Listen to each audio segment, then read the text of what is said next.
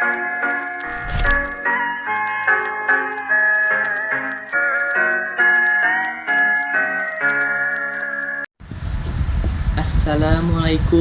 warahmatullahi wabarakatuh. Alhamdulillahillazi arsala rasulahu bil huda wa dinil haq liyuzhirahu ala dini kullihi wa kafa billahi syahida.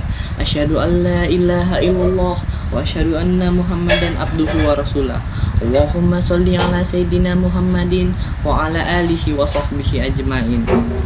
Pada kesempatan yang berbahagia kali ini, untuk memperingati hari kelahiran baginda Rasulullah Shallallahu Alaihi Wasallam, saya akan memberikan dakwah singkat atau bisa disebut dengan kultum, yakni tentang perjalanan dakwah Rasulullah Shallallahu Alaihi Wasallam di kota Thaif.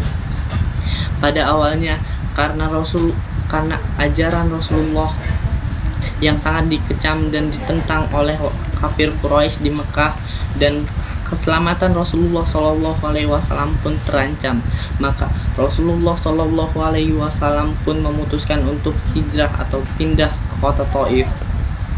Rasulullah Shallallahu Alaihi Wasallam pindah ke kota Thaif karena untuk meminta tempat berlindung dan untuk melanjutkan dakwahnya di sana. Rasulullah Shallallahu Alaihi Wasallam pergi ke kota Thaif bersama sahabatnya, yakni Zaid bin Haritsah. Sesampainya Rasulullah di kota Thaif, beliau langsung menemui para petinggi-petinggi kota Thaif tersebut, yakni ada Mas'ud, Abd bin Yalail, dan juga Habib. Rasulullah bertujuan untuk meminta izin agar boleh tinggal di kota Thaif ini. Dan juga Rasulullah Shallallahu Alaihi Wasallam mengajak para petinggi Thaif tersebut untuk masuk ke agama Allah Subhanahu Wa Taala. Namun para petinggi Thaif tersebut menolak mentah-mentah ajaran yang dibawa oleh Rasulullah Shallallahu Alaihi Wasallam. Rasulullah Shallallahu Alaihi Wasallam pun tidak bisa berbuat apa-apa. Setelah tinggal 10 hari, Rasulullah Shallallahu Alaihi Wasallam pun mulai mendekati dan juga mulai berdakwah tentang ajaran Islam kepada penduduk Thaif. Namun sayangnya respon para penduduk kota Thaif tersebut sama seperti para petinggi kota Thaif. Para penduduk kota Thaif tersebut malah menolak ajaran yang dibawa oleh Rasulullah Shallallahu Alaihi Wasallam. Bahkan lebih parahnya, Rasulullah Shallallahu Alaihi Wasallam hingga dilempari oleh batu-batu oleh penduduk kota Thaif hingga darahnya bercucuran. Sang sahabat Zaid bin Haritsah pun langsung dengan sigap membentengi badan Rasulullah Shallallahu Alaihi Wasallam agar tidak terkena lebih banyak serangan batuan dari penduduk kota Thaif.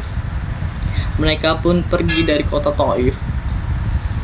Setelah pergi cukup jauh, Rasulullah Shallallahu Alaihi Wasallam pun memutuskan untuk beristirahat di bawah pohon kurma di kebun milik seorang yang bernama Utbah dan juga Syaibah. Karena melihat keadaan Rasulullah Shallallahu Alaihi Wasallam, pemilik kebun yaitu Utbah dan juga Syaibah merasa iba dan kasihan terhadap Rasulullah. Lalu Utbah memanggil budaknya yakni bernama Hadas untuk memberikan Rasulullah Shallallahu Alaihi Wasallam dan Zaid sebuah buah kurma. Ya Zaid, berikanlah buah kurma ini terhadap dua lelaki yang ada di sana. Zaid pun langsung melakukan perintah majikannya tersebut. Rasulullah Shallallahu Alaihi Wasallam pun sangat senang dan berterima kasih karena telah diberikan buah kurma tersebut. Lalu setelah beristirahat cukup, Rasulullah Shallallahu Alaihi Wasallam pun ingin melanjutkan perjalanannya untuk kembali ke kota Mekah. Namun saat di tengah perjalanan, Rasulullah Shallallahu Alaihi Wasallam bertemu dengan malaikat utusan Allah, yakni malaikat Jibril alaihissalam dan juga malaikat penjaga gunung.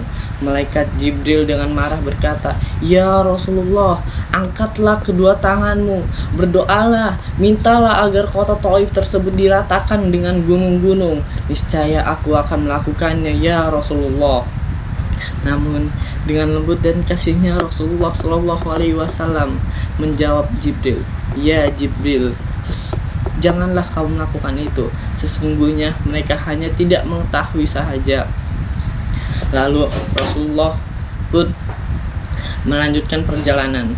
Karena dia bersedih, Rasulullah SAW pun berdoa.